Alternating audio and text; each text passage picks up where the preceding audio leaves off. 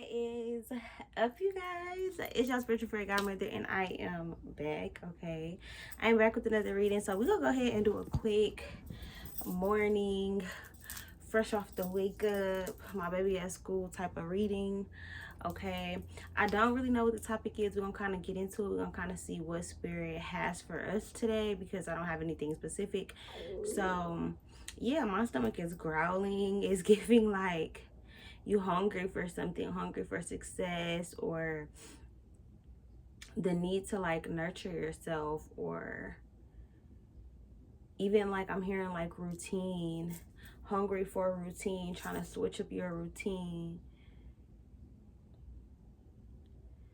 777, lucky number 7. Hey, Mr. Number 8, what was that off of? Crooklyn. You could live in New York, you could live in Bed-Stuy, Brooklyn. Brooklyn, your name could be Brooklyn. Tiana Taylor, you're gonna love me. Bear with me. I got you. Okay, so those are all like the channel message that just kind of like came as I heard my stomach growl. Okay, so yeah, I got 3 different decks. I got my Divine Feminine deck. This is, I think, Rider Waite. I don't know what this one is called, but I got this one. And then I also have a new deck that I want to share with y'all, and I want to get some cards from and tap into. Okay, so we're gonna start with the new cards, just because y'all. All right, so let's go ahead and tap in. This is a journey to self-discovery, love and light. So let's see what messages that spirit has for us today. God, Ascended Master, so families with family, please be here with me at this time. Help me receive a message to deliver to my collective. Any messages they need to hear, they need to know. I heard self-esteem. So this could be regarding like how you feel about yourself, what you're trying to make happen, what you're trying to do in your life. Like it feels like you're coming into yourself, or you're coming into freedom of expression. You're coming into your creative era. You're coming into creativity, period. Like it feels like in all aspects of your life. So you could be expressing yourself with your hair, you could be expressing yourself with your outfits, you could be expressing yourself with your piercings, or with your nails, with your tattoos, even like with your job. Like let's say you're an artist, you're a singer, you're a poet, you make screenplays, or you're an IT technician and you create like digital codes and it looks super cool, and you know, like there are certain codes that, or shortcuts that you can get to. It's like a whole thing, you know. I also just heard like somebody could have a GTA, like a GTA game or a GTA map, or like I don't know how it goes, but it's like it's given like I want to come in your world, like I want to play your game, I want to see where your mind going. I feel like somebody doesn't want to play games with you. I'm hearing that Big Sean and Chris Brown song. I ain't here to play no game, 717. I'm not here to play no games, number 35, 2014. This could be somebody you met in 2014. This could be the ending of a cycle from 2014. Like it's finally coming to an end. You're finally about to get the blessing, or something that you've been asking for, something that you've been wanting, something that you've been waiting for. I'm hearing spring delivery, like she ain't no spring chicken. Something could be coming in springtime. Something could be getting like delivered to you. Like it feels like literally like it's being delivered to you. Like somebody is giving this to you. This is yours. Like I want you to have this. Yeah. Yeah. Somebody could be bringing you flowers or roses or like a bouquet. Topsy-turvy, like it feels like some cards are like upright, some cards are not. It's like I'm hearing a pattern, a pattern, a pattern, a pattern.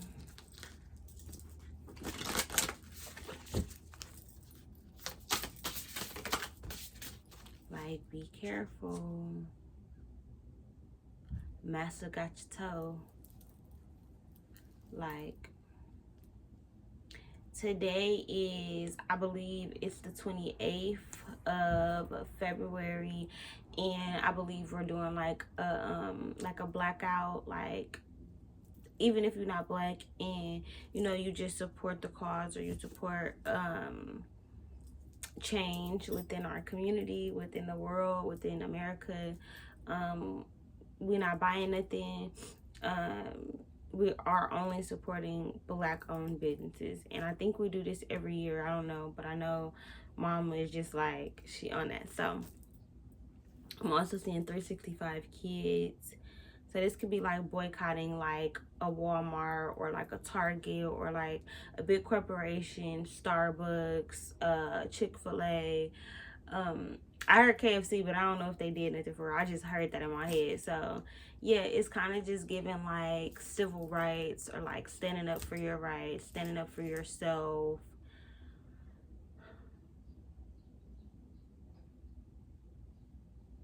Showing yourself what you're made of. And it's like, okay, so today I told my daughter, like, you gonna have a blessing when you come home, right?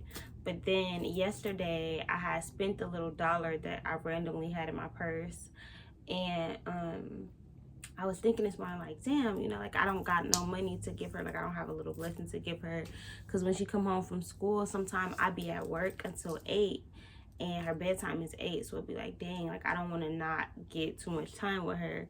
So I like to give her little blessings for her to come home to.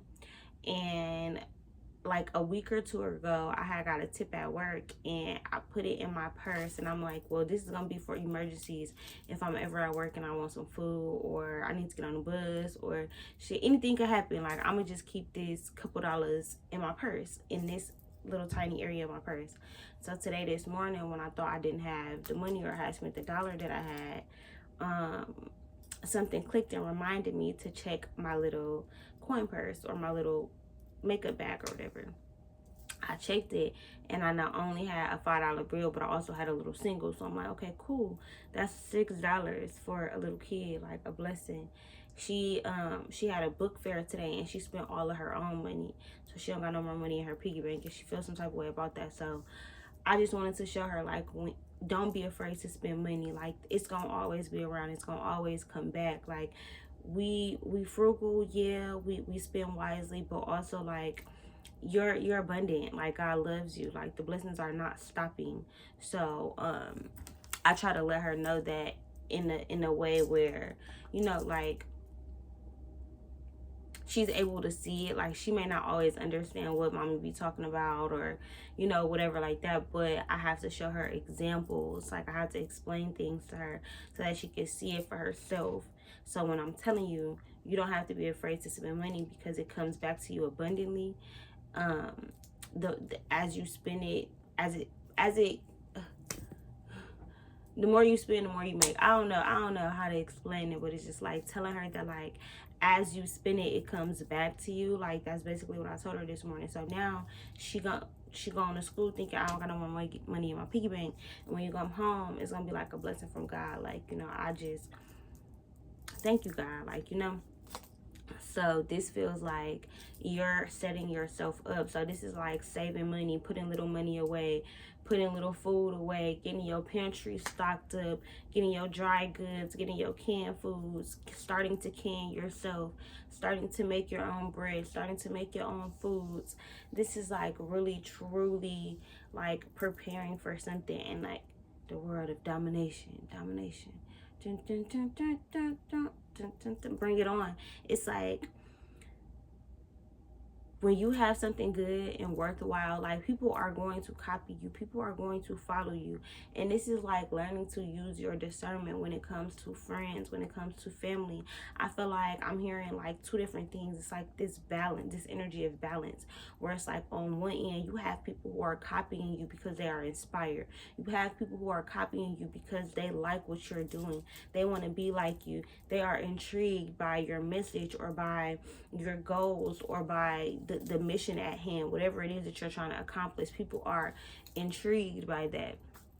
And then on the other hand, you have people who are very envious of this new role that you're playing, this new cycle of life that you're going into, this new space of being that you've kind of acquired for yourself.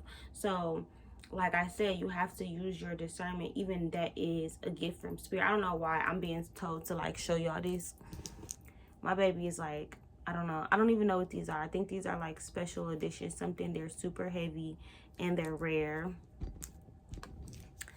Like, this is stuff that like my baby works hard for. Like, she saved up that money. She yeah, it just, it's given like a hard work really does pay off. And sometimes you get what you put in. It's like, I know a lot of times like we don't have control over things, so you could be working hella hard and your content still not getting views, or you could be doing super good at work and that one boss or the project manager or whoever is overseeing the project is like, they're not paying attention to you. They're not seeing the fact that you're doing work for everybody in the whole company, right? So this is given like, don't overwork yourself. Like, people already see you doing you. People already are noticing your greatness and like what it is that you have to offer to the world, to yourself, to the community, to whatever community you're in. Like, let's say you're in the poly community, you could be in the Islamic community, you could be in the Jewish community. Let's say you're in a knitting community, you could be in a neighborhood watch committee. Like, there's different communities, and I feel like you're becoming a part of one. So you could be going to school for the first time or going back to school. This could be you engaging in a new job or engaging with different peers, or maybe your boo thing is allowing you to meet his friends and his family or her family members. Like, this is kind of given like you are being engulfed into a new community, and it's time to perpetuate what it is that your mission is. So you should always be talking about your goals. You should always be talking about your dreams. And like, I know that we have this stigma that we need to keep quiet because we got so many enemies, but it's like, who do you believe has more power, your enemies or the Lord? Who do you believe has more say so and dominion over your life? God, Jesus, Allah, I don't really know, but it's just like the universe, like God, like this thing that is bigger than us, or do you believe it's the haters?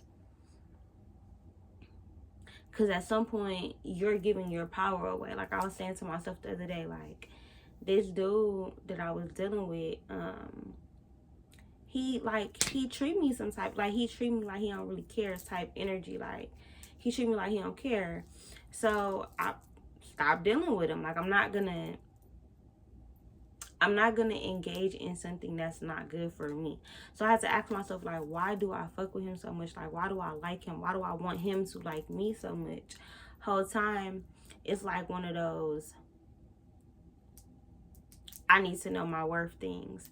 Because for me, I've never really dated somebody who I was physically attracted to, who I like sought after. Everybody that I've dated, we kind of started off as friends and then moved into a relationship. So it was never about looks, but with him, he fine, he got money, he don't got no kids. Like, them the only things that I could really say that turned me on or made me want to deal with him.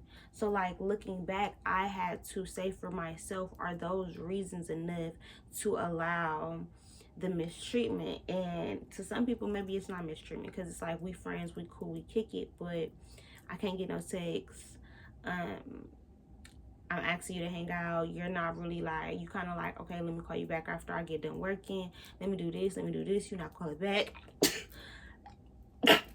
Right?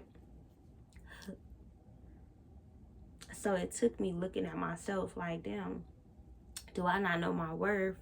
Allowing this person to act like I'm not worthy of communication or effort. Do I not love myself because I'm constantly wanting him to want me? And then I had to realize, like, it was an ego thing. Not only was he super attractive to me, for one, I felt insecure, like I wasn't good enough when I was dating him. So obviously he was not the man for me. For two, I barely know him. So what makes him better than me or too good for me? What, just because he look good, he ain't got no kids and he got money? He ain't spending money on me. They ain't got shit to do with me. I don't get no what. So like it took me talking myself down off of this like everything that he is, I am as well. Like that's why we were aligned. That's why we were attracted to each other. And he was attracted to me enough to be doing whatever it was grown folks business that we was doing. So when it comes to anything else, I, as a woman, am also allowed to want commitment, to want longevity, to want communication, to want empathy and compassion and understanding. Like, I'm worthy and deserving of all those things. So I had to look at myself and ask myself, why was I putting up with something that I didn't have to put up with? Like, and the truth was, it's just knowing your worth. And at the time, I felt like I wasn't worthy of somebody who had what I thought he had. But it wasn't until I looked at myself and was like, I'm putting him on this high ass pedestal and I'm putting myself down here. And maybe that's the problem. That's the fucking problem. Because for one, you're not giving me nothing that's making me feel like, oh, I need to be all over you. So why am I constantly wanting to text back from you? Right? Like, I had to assess things for myself. It was no longer his fault. I couldn't place the blame on him because he wasn't texting first, because he wasn't asking to see me. I couldn't do that, because if he wants to, he will. Okay, period. I then had to turn it on myself because I was craving him and I was wanting him for what it was. But I also had to see the truth in, he's not giving me reasons to be smitten over him. He's not doing anything for me. He's not making her tingle. He not making my heart feel some type of way. He not making me blush. He not making me smile. So I had to reassess, like, am I really even feeling him like that? Right? So it was a childish constant back and forth for a year. For 2 years we've been going back and forth, where it's like every couple months he'll re-add me on social media, but won't reach out. He'll re-add me, get the like in my post, but want me to reach out. He want me to always text him first. He want me to be on him. And I know it's an ego thing, because I know he fuck with the kid because I'm me. But you don't fuck with me enough. You don't fuck with me enough. I don't care about no insecurities. I don't care about no sadness or what you got going on, because you still live your life. You ain't sad around everybody else. You ain't got so much going on around everybody else. So it took me coming into my own feelings about me to really assess my dating life. I'm like, okay, who are these men that I'm dating and why? So it took me looking into myself, like gaining confidence within myself, knowing my own worth, knowing that, nah, I'm worthy of a nigga who not gonna make me feel insecure about what the fuck we got going on. I'm worthy of a nigga who gonna text me every single day, who's gonna wanna have consistent communication with me, a nigga who gonna feel some type of way about going a day without talking to me. I want a nigga who's gonna feel some type of way about not seeing me for a week, not being able to touch my skin, feel my body on his. Like, I deserve that. As a woman, I deserve that. And once I start believing that, it start coming to me. Niggas who really fuck with me, like niggas who not gonna play by me, niggas who gonna stand 10 toes behind Caprice. Like, it took me realizing that that's something that I not only desired, but I deserved, for it to come into fruition for me. So again, this is like saving that shit for later. Like, if you know that you have a goal, or you know that there is something that you're trying to achieve or that you're trying to make happen, sometimes you have to reassess what it is that you're doing in order to make some other shit shake. Like, try a different way. Shake some shit up. So if something isn't working, figure out a way to make it work. Like, figure out a way to do something else and make it work. Like, even if you gotta go a different route, or you gotta go a different way, or like, do it. Like, ain't nothing wrong with switching up the game. Ain't nothing wrong with switching up your career, or switching up how it is that you're doing something, switching up your wardrobe, switching up your haircut or your hairstyle, switching up the genre of books you read, movies you watch. Like, there's nothing wrong with switching things up. Like, it's okay to leave one relationship and get in another one. It's okay to leave one relationship and be celibate for a year. It's okay to go from gothic to wearing rainbows. It's okay to go from being skinny to a little bit thicker. Okay, like, change is inevitable. And I feel like for a lot of you guys are coming into the acceptance that change is inevitable. It's not a bad thing. It's a constant thing. Okay, so again, like I said, this is saving things for later. This is getting into preparation, preparing yourself. If you're noticing, hey, um, we ran out of this, like, and maybe you have to order inventory. This is like doubling up, or just preparing yourself so that you have the best possible outcome before you go to bed. If you know you don't like having a lot of decisions to make in the morning, you like having slow mornings, get your clothes out, get your towel out for the morning, have everything set up, make your lunch at nighttime, have your breakfast prep, so all you gotta do is throw it in the oven. Like, there are things that you can do to prepare yourself, right? Like, if you know you gotta work out in the morning, like, sleep in your workout clothes. I know that might sound weird, you may seem uncomfortable, but sleep in your workout clothes. That way when you get up in the morning, you look in the mirror, you motivated, you like, I might as well just go do it. Because you're gonna feel weird if it's like, I just slept in these workout clothes for nothing, I'm just gonna take them off and get in something comfortable. Like, you gonna feel bad about yourself, or you gonna feel like you didn't do what you said you was gonna do. So by having those clothes on, it's like, well, I might as well just get up and go anyway. I might as well just go do it, right? All right, so let's finally go ahead and tap into the cards. We got daily habits, number 31. My spiritual practices are the key to opening my divine power and wisdom. So this is like anything that you want to do. It's like you get what you give. And I know I was saying that earlier, like when it comes to my daughter or whatever. But it's like, if you're hella putting in the work, if you hella giving yourself readings every day, you're gonna be the best fucking reader on YouTube, or in your town, or in your city, in your career field, like whatever the case may be. If you're constantly using your discernment every time God tell you, hey, don't go, turn that way, don't go this way, don't go to that store, go to that one. Like, if you're constantly practicing your gifts, your clear cognizance, your clear audience, your all of the clairs, I don't know, like, you know, clairsentience, clear, I don't know, all of them. Like, it's even that, it's like, well, I should know. I'm a very spiritual person. I'm giving spiritual readings. Like, there are things that I should know. So when it comes to even like my education, when it comes to what I'm doing spiritually, I do need to be looking up astrology charts. I do need to be listening to readings. I do not only need to be listening to love readings or finance readings when I'm gonna get money, but I also need to be looking up what's the phase of the moon in right now, what's happening astrological.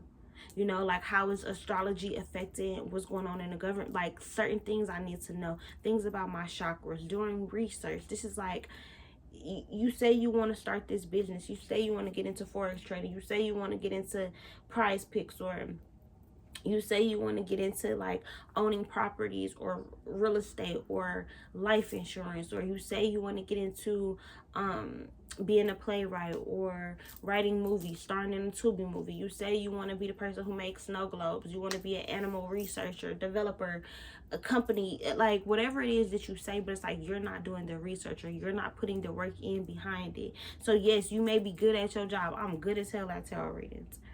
But after a couple years, I stopped doing them on myself. And now God is getting me back in the habit of, this is not something that you do for play. This is not something you do because of a nigga. You're not doing no love readings because you, like, this ain't that. This is deeper than that. So yeah, those kind of messages can come out, but at the end of the day, this about you. So if you put the cards down because you ain't with that nigga no more, then your intentions wasn't pure. We need you to change that up. We need you to get back to where we need you to be. So this is recognizing when you've kind of shied off track. This is getting back on track. This is getting back to your roots, getting back to your practices, whatever that may be. So if that's your reading the Bible, being in your word, going to church, finding a church home, finding a religion, finding a spiritual practice that you want to participate in, whether that's Santeria, voodoo, voodoo, hoodoo, there are so many other practices, you know, like so many other forms of divination, bone throwing, tea leaf reading, candlelight reading, mirror magic, so many different realms, Wicca, like, you know, like there are so many different realms of spirituality. And I feel like for y'all spiritual practices, your spiritual hygiene is maybe a little funky, so you may be needing to take a spiritual bath, maybe needing to cleanse yourself, cleanse your house, get you some sage or some Palo Santo, get you some herbs, make your own smudge stick. What do you like to smell in your house? because it ain't always Palo Santo, it ain't always sage. Maybe you like to burn lavender. Maybe you like a little bit of eucalyptus in your shower. You know, so this is finding what helps you spiritually. What kind of oils work with your body, work with your nervous system, work with your dosha. You know, these things are important because it is your genetic makeup, but also you have chemicals, you have neurons and protons and connections and wires and cells and membranes and blood flows and nerves, and everything is so intricate. And when we think about the human body, we don't think about, we got so many different systems that make up a human body. You got the nervous system, you got the digestive system, you have the parasympathetic system. I don't know, like you got your brain functions, but then you also have your motor functions, but then you also have your speech, but then you also have cognitive connections. Like there are so many intricate things that go into just being a human that we don't even realize because we take for granted because we breathe every day, not realizing there is some child, there's some older person, there's some friend of yours who is struggling to breathe, who has asthma, who has bronchitis, who has respiratory issues, who is going through an infection, who has pneumonia, water on the lungs. Like this is giving like being more appreciative about the things that you have in your day-to-day life, whether that's you having a car, whether that's you being alive, having kids, being able to walk, being able to talk, being able to hear, being able to see. This is like taking heed to the blessings that God has already given you. A lot of times we get caught up in manifesting something new or wanting something new or craving something new, and we lose sight of the fact that we have everything that we need all the time, right? All right, next card we got compassion. It says, I carry the weight of love in my heart and compassionately feel all the hearts together we rise.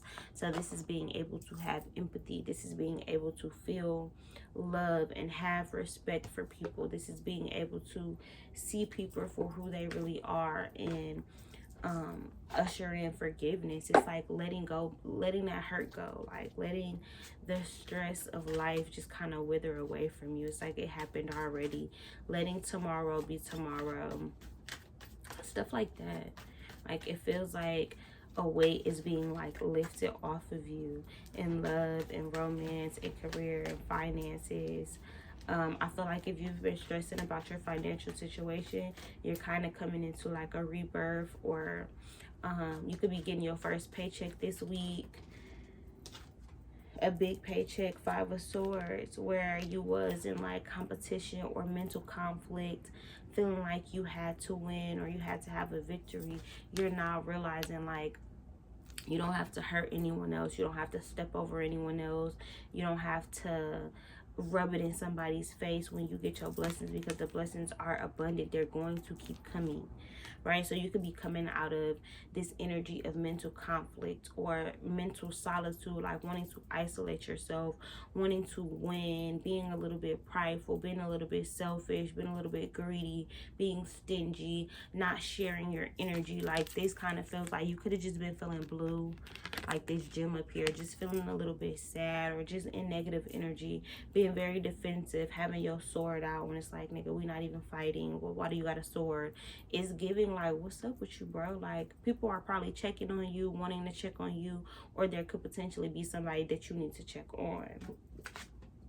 All right, with the Wheel of Fortune, things finally, like the wheel is finally turning, but also it takes hard work. It's like I'm seeing somebody like people actually turning the wheel, like double rainbow, like God's promise. This is from like BC or like it's kind of giving me just like we don't know our history, like we don't know everything, and as much as we can try to rewrite history or tell our version, everything exists all at the same time. Like if somebody is fathoming it, it's their truth.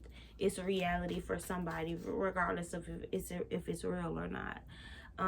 So this just feels like you can't make anybody love you, can't make anybody show up for you, can't make the finances come quicker. This just feels like you have to wait for that wheel to turn. You have to wait for your abundance to come. You have to wait for it to kind of like be your time. This is not looking at nobody else plate, what they got, what this person wearing, how their career going, what kind of money they got, what car they driving, what shoes they got on. This is not worrying about somebody else and what they got going on, but worrying about yourself. Maybe taking a break from social media, not allowing like what's pretty, like, because everything that glitters ain't gold. So it's like, just because somebody could look like they got money or they look like they're doing better than you, it doesn't mean emotionally or spiritually that they are. So people are good at putting on a show. I feel like the wheel is turning in your favor. You don't got to put on a show. 333, you don't got to boost, you don't got to boast, you don't got to do too much. This energy is kind of like, just be chill, like, do you. Be in the background a little bit, okay? You could have a lover coming in. You got the Lovers, you got the Eight of Pentacles. Study, research with the Knight of Pentacles. You could have somebody who's like studying you, studying how you spend money, watching you spend money. This could be you at work. You could have somebody who loves you at work. You could have somebody who you're falling in love with at work if it's not about work. This could just be like the wheel turning in your favor in every aspect of your life. So not only your love life, but also your career and also your social economic status. So I feel like when it comes to your friendships and stuff like that, like, you have the spiritual currency to hang out. Like, you want to hang out, you want to get out the house a little bit more. Your defenses are down. Somebody is raising up the flag. Somebody is wanting forgiveness. This could be a King of Cups, a Cancer, Scorpio, or Pisces person. It's like y'all could have just got into it. This could have been like a little lover's quarrel. This person is wanting your attention, missing your attention. They could be going through something, waiting for the wheel to turn. They could be having money issues. They could be in school. They could be researching something, researching you, or researching like how to have this life with you. This person could be getting tarot readings. Doesn't have to be. They could also just be trying to read your energy and just trying to like fill you out and see what you have going on. Okay, the Sun. This person could have a son. This person could want a son with you. This could just be you radiating that sun energy, that warmth, that comfort, that compassion. Okay, so you could have a lover who feels as if, so if you're in a long-term relationship, I'm hearing 3 to 5 years, this person is like warming up to you. Like, it's taking this person this long. It's like, just because y'all been together a long time doesn't mean you know everything about this person, and vice versa. Or you could have just got out of a situation that was long term, but you're realizing how cold that person was, but you didn't know this person was cold because y'all was in a relationship for 3 years, or, you know, whatever the case may be. Now you're recognizing, like, no, relationships should be fun. We should be able to have fun. You know, you could have been raped or molested in a relationship by a husband or by a family member, by somebody who was supposed to love you. Like, this feeling is like, even though I have baggage, even though I have hurt, even though I have pain, even though I have trauma, like, I feel safe with you. 7 of Wands. I no longer have to fight. I no longer have to have my guard up. It's like you got plenty options at your door, like, waiting. But these are like vultures. These are people who want to siphon your energy, take your energy. I feel like you could have a lot of exes, 7 exes, 3 of Wands, waiting on you to come back. I can't keep waiting on you. It's like that Fantasia song. It's like, you think I'm gonna always be around. You want to be a PIMP, you want to do you, but then, you know, when I move around, you feeling some type of way. Then you want to be defensive, like it's my fault. This is somebody blaming you for you walking away. 9 of Pentacles, and doing you, being fly, being free, being yourself. Even if you're in a long-term relationship, it's like somebody is mad that you're not mad. So if y'all are fighting with somebody, into it with somebody, there's gossip, judgment. 6 of Pentacles. I don't usually like giving negative readings, but this just feels like there is somebody judging you, gossiping about you, feeling some type of way about you. However, I feel like this is you not really paying them no mind because of your blessings. Like, this is like God's gift to you. Like, if you ain't got no haters, you ain't popping. Like, that's what I'm hearing. This energy just kind of feels like, of course you're gonna have haters, of course there are gonna be people jealous. You could be just with the mess. It's like, humble yourself. Like, you always talking shit, or you always got something to say, but this is kind of giving like you're killing people with silence. Like, you popping out in a new relationship. If not, you're popping out single. newly single and people are like judging your dating process. You could be dating like 7 different people. You could have met 3, one specific lover. Your past 3 relationships could have just been toxic. 5 of Swords, people like leaving you out in the cold, people changing up on you, switching up on you. Had to switch up the game. My living is not the same. Now it's only cloudy days in July. I don't know, but it's just giving like, you know, like we used to be cool, we used to be friends, like, you know, this could be you and a boss, like we used to be friends at work. Now you done moved up positions and you act like whatever. This could be a work boo, you know, like we was just kicking it. Now it's the new girl here, you acting like, you know, this could be a whole bunch of stuff, you know, but it's just kind of giving the energy of don't keep waiting on somebody, you know, don't wait around for somebody else to know your worth. You have to know your worth. You have to know you. You have to know what you stand for. You have to recognize when somebody is breaking your heart, when somebody's heart is too broken to love you, and that's okay. Like, acceptance is not a hindrance, okay? So I hope you guys enjoyed this reading. If you did, give this video a thumbs up. Leave a comment down below. If it resonated with you, share with the community, share with the family, the parts that stood out the most to you. Like I said, if you guys enjoyed this video, give it a thumbs up. Leave a comment down below. Share it on all your other social medias. And I am out of here, you guys. Peace.